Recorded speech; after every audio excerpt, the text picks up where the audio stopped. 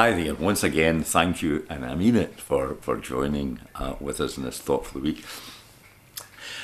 Laughter's good medicine. That's one of my favourite verses in the Bible. It's from the book of Proverbs. I knew a single lady who, with a gleam in her eye, used to say her favourite verse was from Matthew 16, verse 24. And it's Jesus.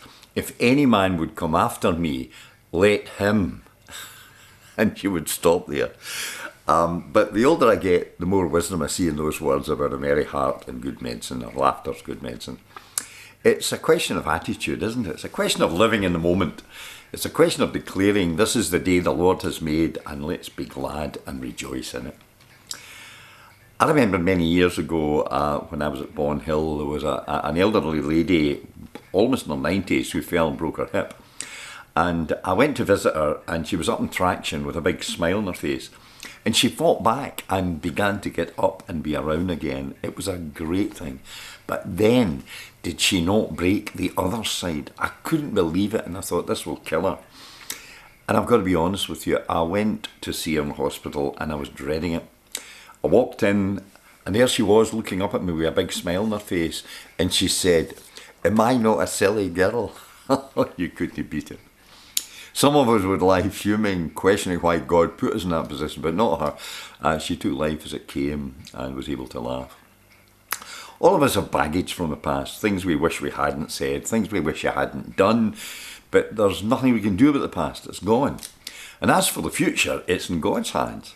Who knows what tomorrow might bring, and how much worrying can make it any real difference to it. I believe that humour is a gift from God. The American Indians understood this. I don't know if you heard of the Apache creation story. I'll give you a simplified version of it. In the beginning, God created the animals and God laughed. And he saw the strange shapes and antics of those animals. And then God created man. And the first thing God said to man was, laugh. And the man laughed. And when he laughed, the birds burst into song and the dog jumped about, wagged his tail. And then God caused the man to fall into deep sleep. And while he slept, God created another creature like a man, but different, a woman.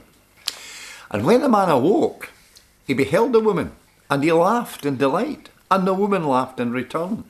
Then together they laughed, and thus did the world begin. It's nice. I'm so glad today that the church of today bears little resemblance to the church of 100 years ago. People can laugh in church. And I think that's good.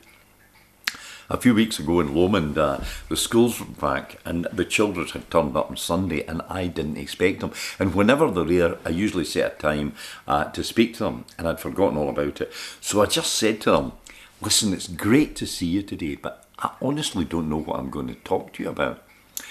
But I did. I told them about the story of wee David and Goliath and how King David fitted out King Saul fitted out wee David with a big coat of armour. The wee fella could hardly move, and he thought, I'm going to do it my way. I'm relying on God to see me through. And I told this story. And at the end of it, some wee lassie right at the front of the church said, I thought you had nothing to say today. And the congregation laughed, and I laughed. Yes, indeed, as Proverbs say, laughter is good medicine. Can I say to you today, this is the day the Lord has made. Let us rejoice and be glad in it. And again, thank you for listening to me today. God bless you.